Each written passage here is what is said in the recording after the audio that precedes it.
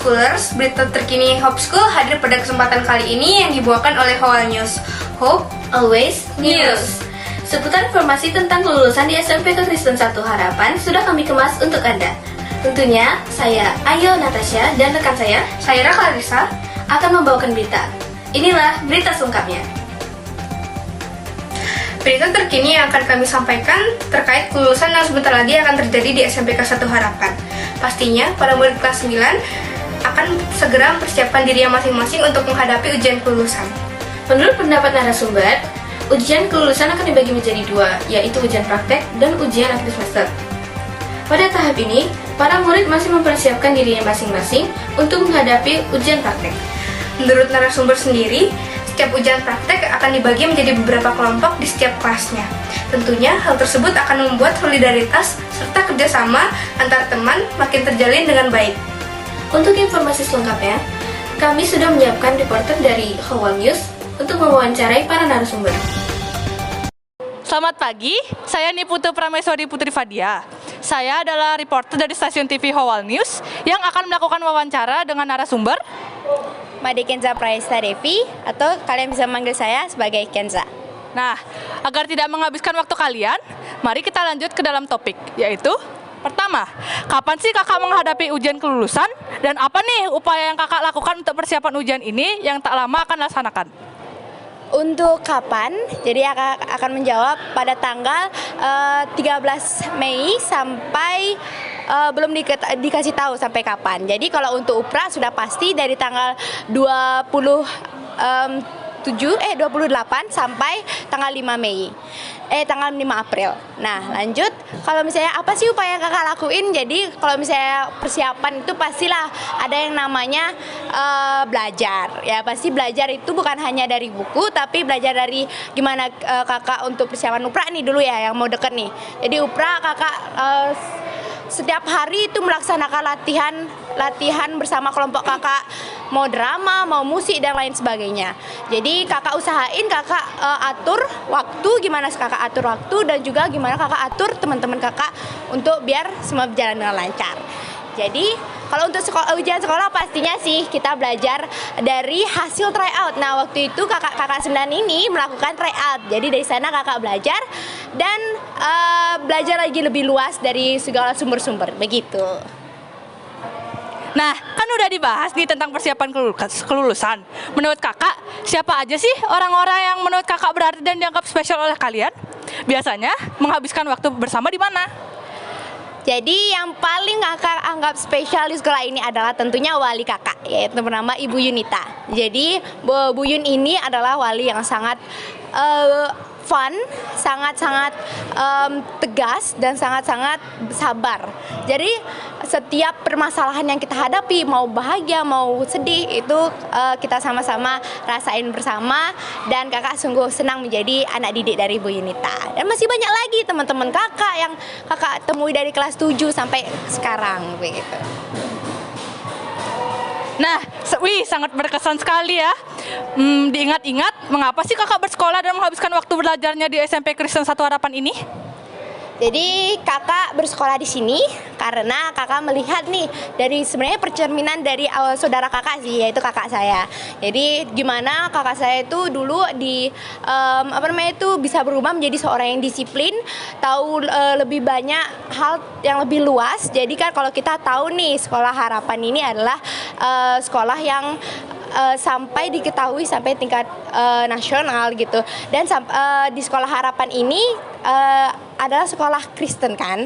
Jadi kakak mengenal di sini ada toleransi dan sebagainya. Cara didik guru-guru di sini juga bagus gitu loh. Jadi kakak senang, enjoyable gitu. Dan tentunya sistem pendidikan dan sistem pengajaran di sini bijak dan teratur begitu. Jadi kakak. Pertanyaan terakhir, gimana sih perasaan kakak saat waktu kelulusan sudah mendekat? Tentunya antara seneng dan kakak juga pasti ada sedihnya lah ya. Jadi 3 tahun walaupun 2 tahun pandemik, tapi kakak ngerasain cukup dan puas untuk bersama teman-teman kakak ini begitu, sama guru-guru yang kakak temui, segala kenangan prestasi yang kakak temui begitu. Terima kasih atas waktunya Kak Kenza. Itu saja wawancara kami dengan narasumber yang pertama, kami akan lanjut ke narasumber kedua. Terima kasih. Selamat pagi, kembali lagi dengan saya Niputo Prameswari Putri Fadia dengan narasumber kedua yaitu Kak Junita.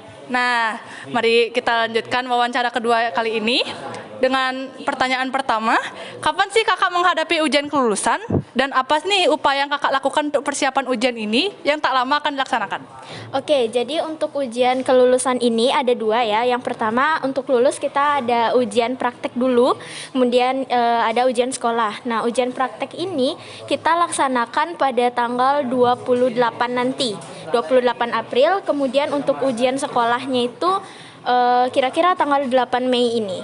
Nah, untuk upaya yang kakak lakukan itu udah pasti untuk ujian praktek nih, terutama yang paling penting dan paling susah menurut kakak itu kita harus kerja sama yang bagus sama kelompok-kelompoknya. Jadi kita memutuskan untuk terus berlatih, kayak misalnya tugas kakak kan dapat tugas drama nih, itu kakak terus berlatih, kumpul sama teman-teman, lebih sering kumpul sama teman-teman untuk membicarakan ujian ini gitu, belajar bareng lah.